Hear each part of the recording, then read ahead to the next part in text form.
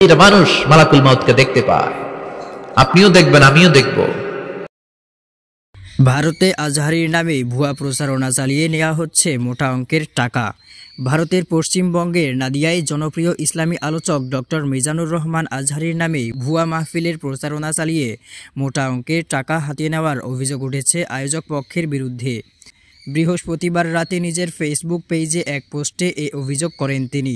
মিজানুর রহমান আজহারী লেখেন, সম্প্রতি ভারতের পশ্চিমবঙ্গের নাদিয়ায় আমার নামসহ কয়েকজন আলেমের নাম ব্যবহার করে একটি ভুয়া মাহফিলের প্রচারণা চালানো হচ্ছে। আয়োজক পক্ষ আমার নাম ব্যবহার করে বিভিন্ন জায়গা থেকে মোটা অঙ্কের টাকাও হাতিয়ে নিয়েছে মর্মে অভিযোগ এসেছে। এটি সুস্পষ্ট একটি মিথ্যা প্রচারণা ও মিথ্যাচার। এই মাহফিলের সাথে কোনোভাবেই আমার কোনো সম্পৃক্ততা নেই।